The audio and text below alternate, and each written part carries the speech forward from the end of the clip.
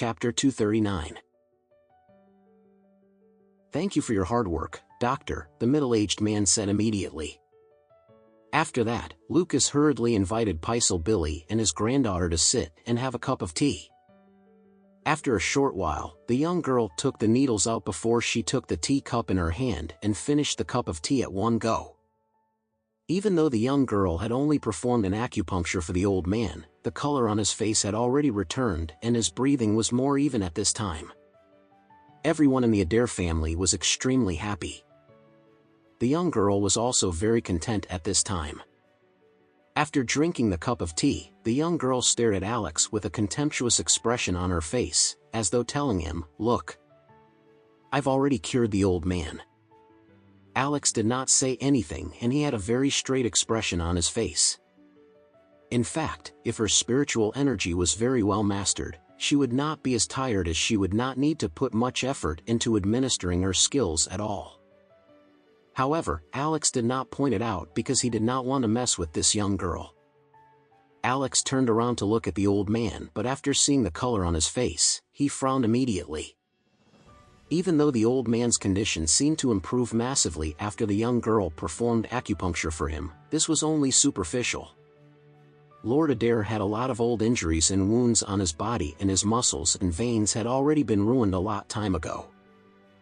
He also suffered from a blood deficiency syndrome and some of his organs had been somewhat exhausted because his organs had been overworking.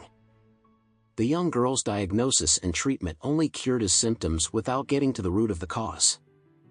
Lord Adair looked much better externally, but his real condition was currently suppressed. After 3 days, he would definitely suffer a relapse, and at that time, his symptoms would definitely be more severe and very life-threatening to him. The so-called genius young doctor was only allowing him to live at least 3 days longer.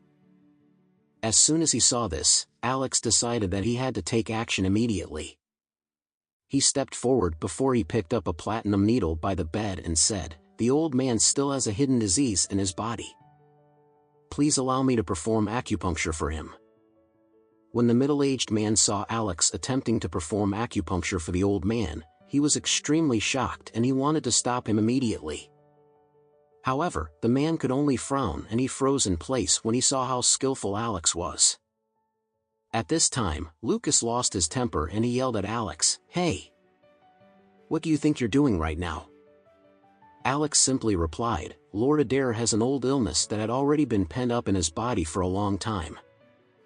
I will try to get rid of the illness for him so his internal organs can be reshaped and function properly again. Otherwise, he won't be able to live for more than 3 days." "What are you talking about?" Lucas was extremely angry at this time and he continued shouting at Alex, "Are you cursing my grandfather? I'm going to kill you." Fira hurriedly stepped forward before she said, "Brother, please do not cause any trouble. Just give Mr. Anderson the opportunity to treat Grandpa." "Am I the one who is causing trouble right now?" Lucas replied angrily. "You can rest assured leaving Grandpa in his hands, but I do not have your courage. Are you trying to kill Grandpa?" Fira replied in a cold manner, "I trust Mr. Anderson's skills. I'll take full responsibility if Mr. Anderson makes any mistakes." "How can you take any responsibility for this?" Alex did not even raise his head, but he simply continued performing the acupuncture on Lord Adair. He moved his hands in a very delicate manner before supplementing his moves with a little qigong before piercing the old man's body with the needles. When the young girl saw that Alex was really performing acupuncture for Lord Adair, the expression on her face changed immediately. She quickly stepped forward to stop Alex. "Hey, young man! Stop whatever you're doing. If anything happens to him, you won't be able to shoulder this responsibility."